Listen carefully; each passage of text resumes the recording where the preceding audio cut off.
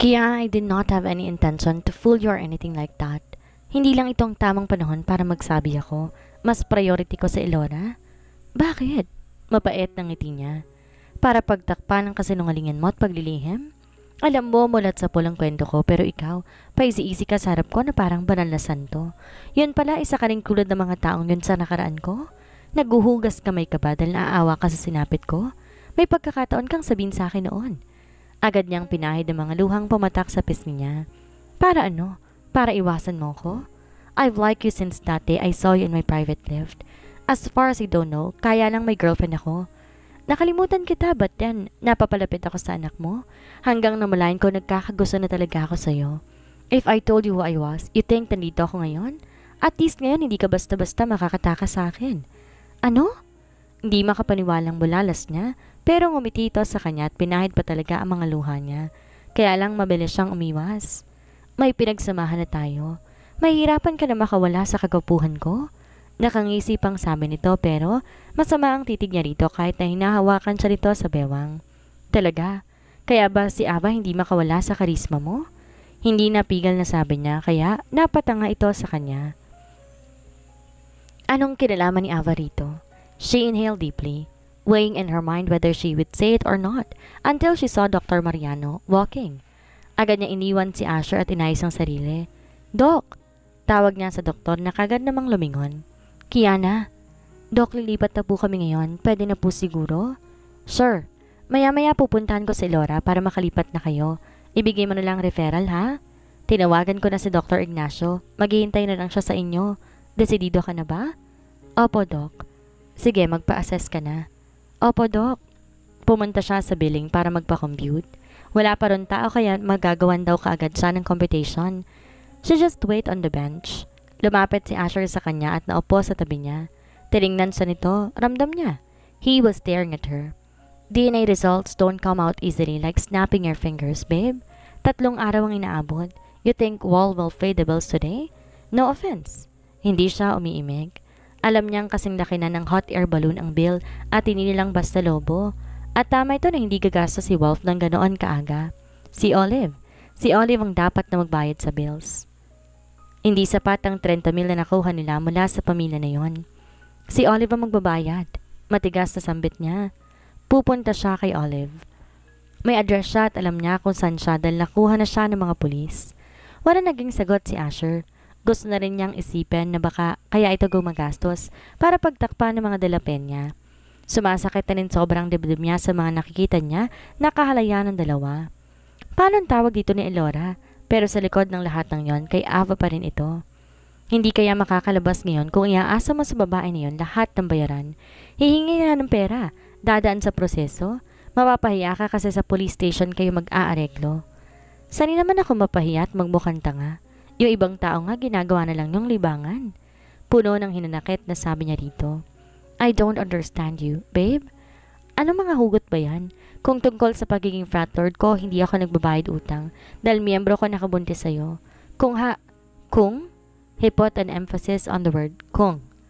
I really wanted to help you. That's all. Gusto kitang damayan. Mula umpisa ipapakita ko na yon. Asher, ayoko masanay na parating nakasandal sa'yo. E di, wag kang sumandal. Pumatong ka. Pumihit kagad ang ulo niya at hinampas niya ito. Bastos? Ngit-ngit na sabi niya pero tumawa lamang ito. What? Para hindi ka mahirapan, mas madali yon kesa nakatayo ka at nakasandal. Nangislap ang mga matang sagot pa nito sa kanya. Inirapan niya ito. Wala siya sa panahon para makisakay sa mga panloloko nito sa kanya. Hindi niya na alam kung ano ba ang totoo. Bakit sinabi nito na mahal siya at si Elora? Tapos ay nakikita ito at si Ava. Hindi nga naman niya kayang ibigay ang sex dito. Baka yon ang hanap ni Asher kaya't na kay Ava kagabi at talatang puyat na puyat ito. Kung pairaling niya ang kalungkutan dahil doon walang mangyayari sa buhay nila mag-ina, she has to move. Mrs. Pedrosa? Biglang tawag ng babae sa kanya kaya tumayo siya para tingnan ang bill. Lumapit siya at kinuha ang papel na may print. Tiningnan niya iyon at nakita niyang halos 60,000 na ang bill nila. Diyos ko, saan kamay siya ng langit kukuha ng ganon ngayong araw? Kailangan siyang bigyan ni Olive ng pera. Hindi pa pwedeng makaligtas ang bisit na yon. May deduction pa ang bill na nasa 25,000 dahil nag-down na siya. Kung walang down, halos magwa 100,000 na.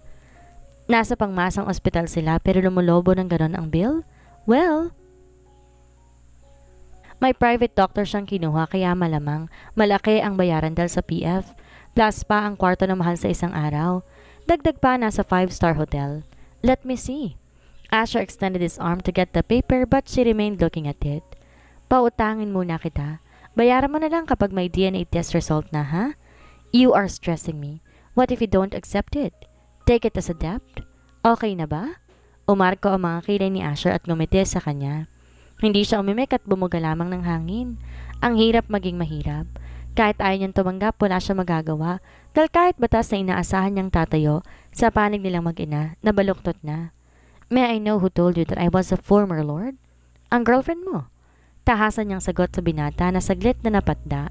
You mean, si Ava? Kilala mo naman siya. Imposibleng hindi. And what else? Yun lamang. Yun lang?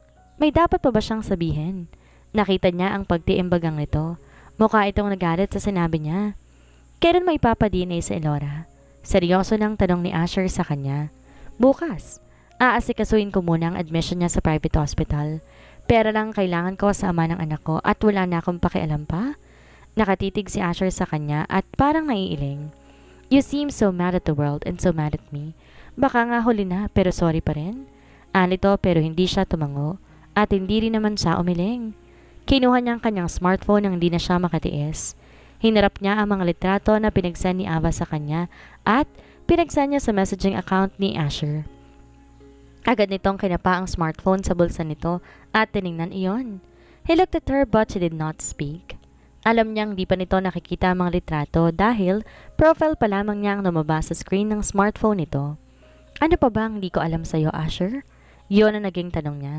Dinadagdagan mo lang paghihirap ko, alam mo ba yun? Naiiyak pang tanong niya. Halos mawala ang focus ko sa anak ko na dapat ay hindi. She walked out with a heavy heart. Those de la Peñas are playing with her emotions. Pes kung noon hindi siya nagpatalo, mas talo na ngayon. Higit pa sa salitang pagkagulat ang naramdaman ni Asher nang makita niya ang mga litrato na ipinagsan ni Kiana sa kanya. Ang nawalang init ng ulo niya ay hindi lang bumalik, trumiple pa. Where the hell Ava got all these photos? So it was planned all the time. He was fooled.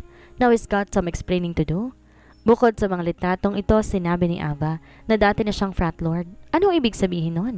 Alam ni Ava ang totoo sa pagkatao ni Kiana? Hindi ba't siya ang ama ni Elora? If yes, she should have told Kiana so. Itutuloy rin niya ang pagpapa-DNA test. Aabangan na yun. Hayop na Ava. All this time, lahat planado ng babae. Sinayang na ng pagkakataong binigay niya para maging magkasundo pa sila kahit papaano. Sa kabila ng dami ng atraso na ginagawa ng pamilya ni Ava, lalo kay Kiana at Elora, pinipilit pa rin niyang makitungo ng maayos. Wala nang natitirang dahilan para dito. Ava is half crazy. What does that woman think? That he would come back to her by doing these kinds of things? She seduced him last night and because he was a changed man and wanted a better life, he did not let his manly behavior take over his faithfulness. He was keeping his words for Elora and Kiana, though temptation was right in front of him. He was just a man. He was not the old Asher when it comes to these two ladies who wake up his life now. Muli niyang tiningnan ang mga litrato. Nakakabwisit. Tumayo siya at naglakad para habulin si Kiana na nilayasan siya. That explains why she was so mad at him. Hindi niya ito masisisi. Diyos ko! Inabutan niyang dalaga sa hagdan pabalik sa kwarto ng bata. Hey! He said and tried to hide the irritation in his voice. Hindi yun iritasyon para kay Kiana, kung hindi, para kay Ava. Not too fast, Kiana. Anya rito. What you saw was not true. Napatigil to sa pagpanhik at hinarap siya. At anong totoo, Asher? Na-edited ang mga litrato? Sa bagay, ano bang karapatan ko na umasta ng ganito? He sighed and held her arms. Lahat ng karapatan nasa iyo, pero hindi totoo ang mga nakita mo. Ewan. Naiinis pang sabi nito sa kanya at saka nagpatuloy na naman sa pag-akyat. Hindi yun edited. I admit it was true but it was not like what you thought. She just seduced me. Kaya pala hinawakan mo siya sa dibdib kasi pinag-seduce ka niya. Nadala ka naman. Natawa siya bigla. Hindi. Huwag kang tumawa dahil hindi ako natutuwa. Hindi ko alam kung anong totoo sa mga to and I will not go not until you believe me. He persistently declared to her, "Pwede ba, Asher? Ayoko mag-isip. Kailangan ko mag-focus sa anak ko." Okay, basta dito lang siya. At di siya alis kahit ipagtulakan siya nito. Kahit na magmukha pa siyang asong ulol sa pagsunod. Maganda naman ang sinusundan niya. Sexy pa. Okay, babe, as you wish. If she does not want to listen to his words, he will speak with his actions. Intensyon talaga ni Avang siraan siya, lalo na kung anong nakaraan niya at kung sino siya noon. Gusto niya ipakita ang kanyang totoong kabutihan at ang katapatan niya sa mga salita. He is not a cheater and will never be. Pumasok to sa loob ng kwarto at akmang isasara na ang pinto nang bigla niyang iharang ang katawan niya para makapasok. Hindi siya nito pinagsarhan. Tumingin sa kanilang dalawa, si Belen. "Papa!" "Hi, baby!" Ngumiti siya na makita ang sigla sa mukha ni Elora. Naalala niyang bigla ang litrato ng mommy niya. Walang pagkakaibang dalawa. Anong klaseng pagkakamali kayang nagawa niya? Lumapit si Asher kay Belen at nagmano. "Kumain ka na ba?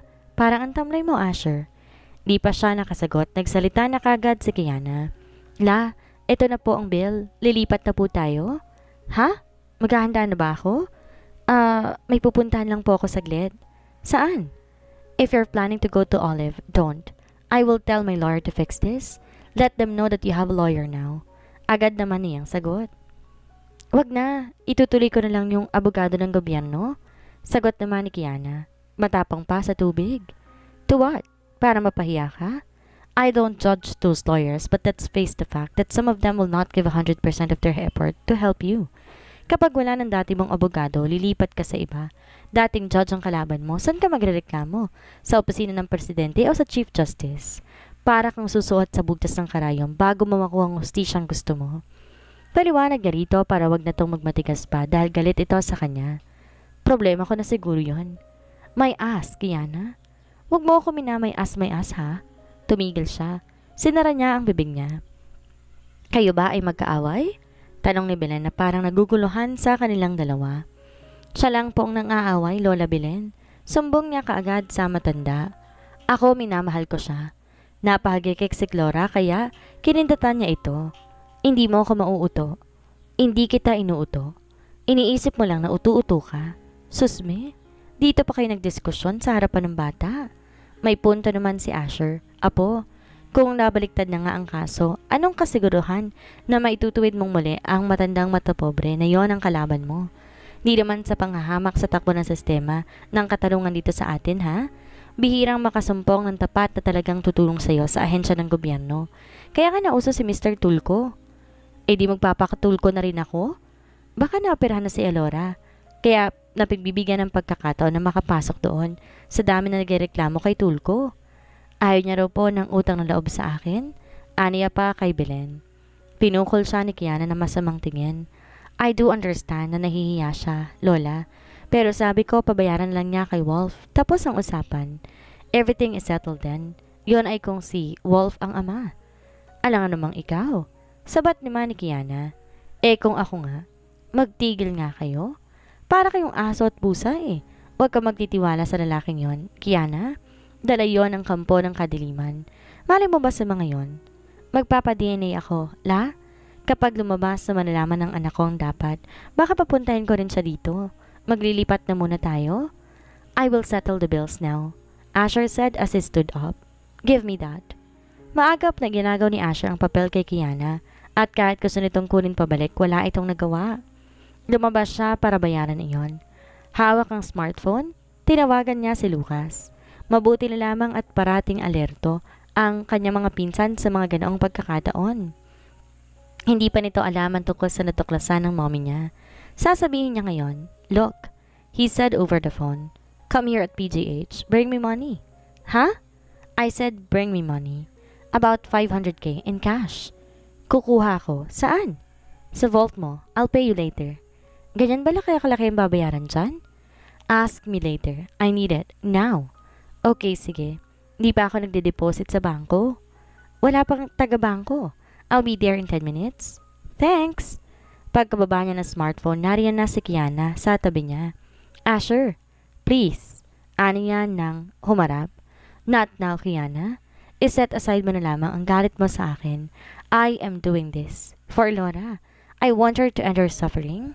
Kapag naopera na siya, magpapahinga na lamang siya rito. Pwede na siyang makauwi after. Hindi ito nakaimik. Hindi ako galit.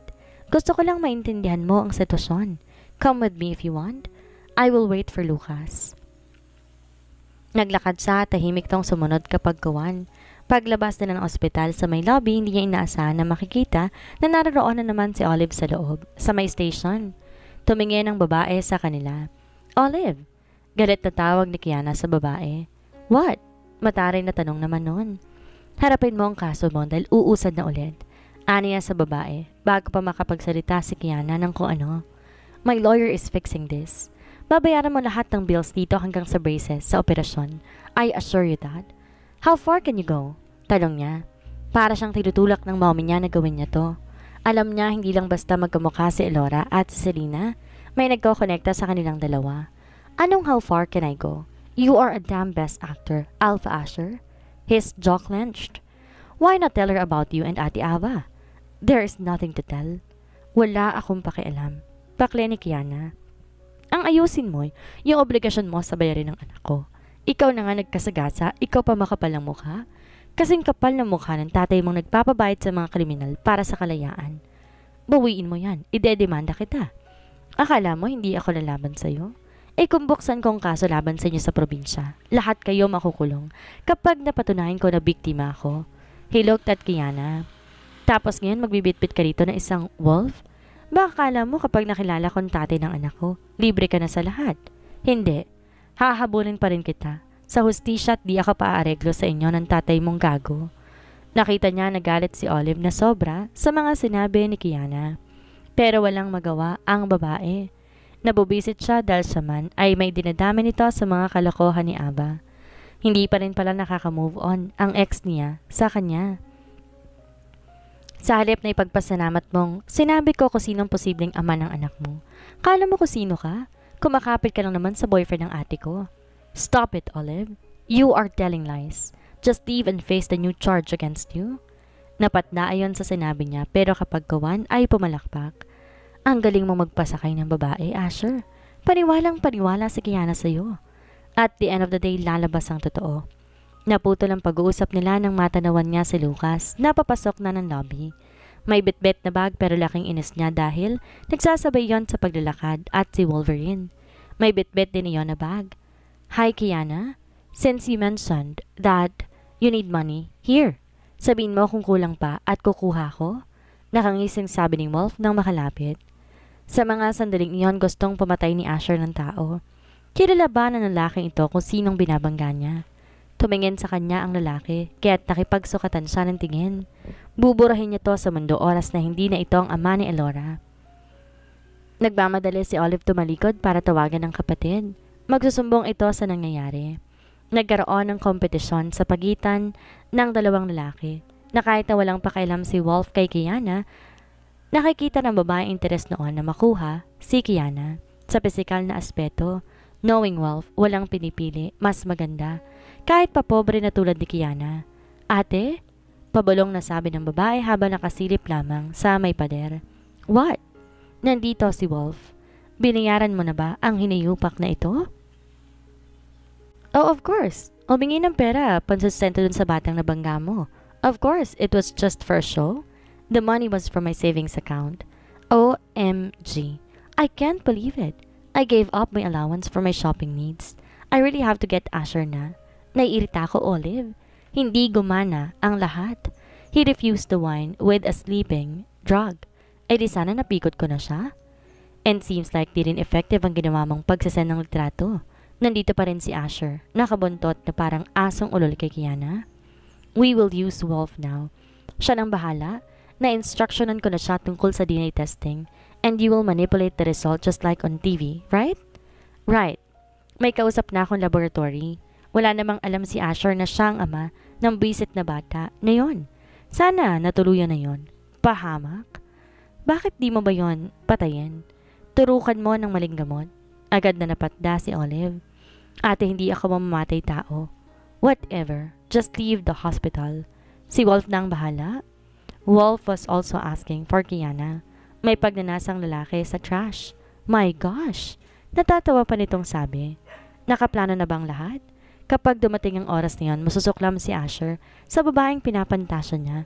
He will come back to me easily. Like, dadaanin ni Wolf si Kiana sa dahas? Yes, but it will look like Kiana also likes it. Hindi sinabi ni Olive at Ava na ang isang kalaban niya ay si Asher Montenegro, ang badass frat lord nila ng panahon.